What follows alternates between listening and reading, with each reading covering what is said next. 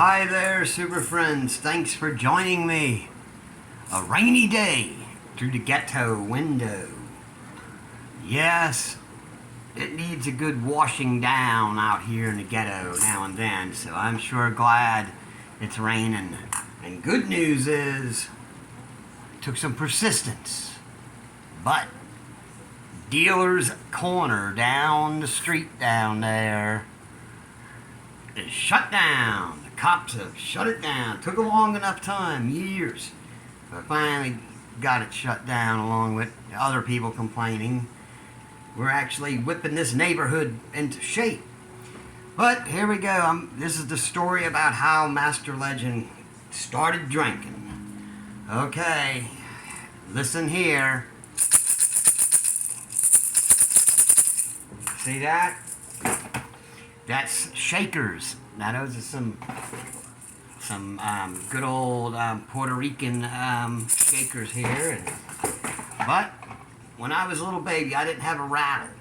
My mama, I actually recently was talking to her, and she told me my daddy had tried to shoot me because I wouldn't shut up crying because I was hungry when I was a little baby. And of course, she stuck with the guy for some reason, and I suffered badly. But he would just do anything, try to suffocate me and stuff like that. There's many stories I could tell you about the child abuse. But here we go, stick to the drinking part. So, I remember this too. You know how when you're a little baby, you really can't remember those days? But I do remember. I remember getting a bottle, and it had whiskey in it. I found out exactly what they did. She told me later on. It was with some Jack Daniels, and not just a drop or two, and some maple syrup and some powdered milk. They always gave me powdered milk. They didn't want to buy the expensive real milk, so they bought powdered milk. That's what messed me up later on in the years. So that's what happened. They used just to shut me up. My daddy realized this shuts him up, so they started giving me whiskey in my baby bottle. So, for all those people out there saying Master Legend, a drunk, well, I never really was a real drunk. I won't say I haven't gotten drunk some nights. I've gotten throw-up drunk.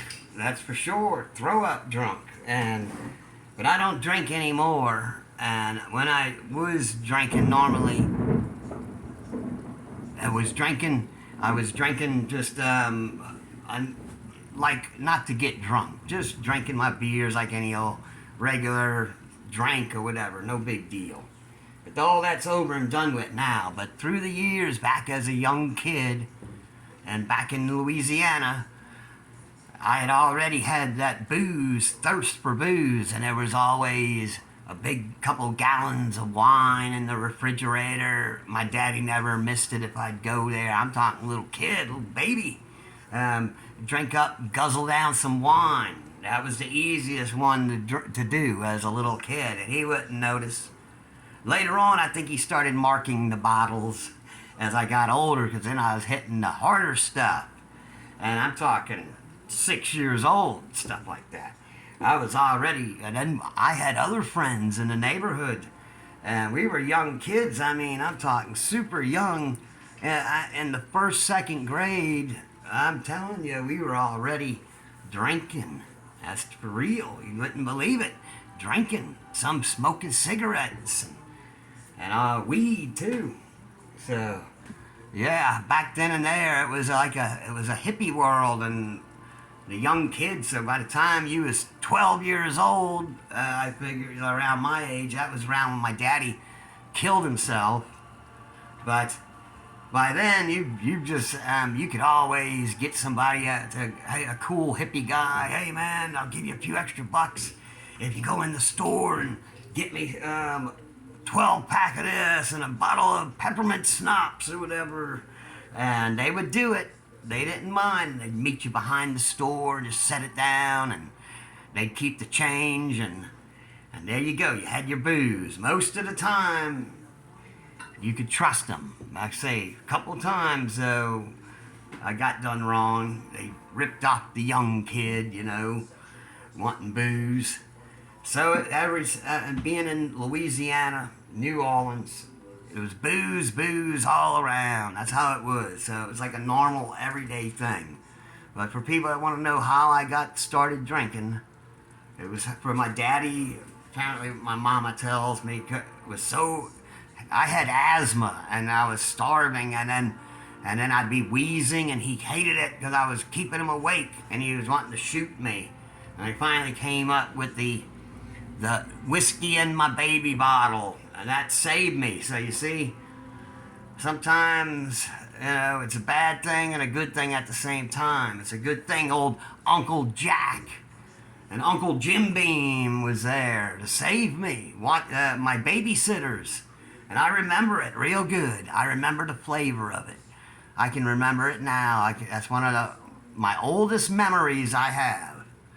So now you know. Anyway, I kept this video short, and here the rain is subsiding already. Comes in a big blast, and sun will be out here at any time. But I tell you, I have no complaints really about Arkansas weather. It's nothing like Florida. Anyway, that's a story for another day. And I have quit drinking a few times in my life, but this time I'm quitting once and for all since last October. And I went to the hospital, internal bleeding from a car wreck.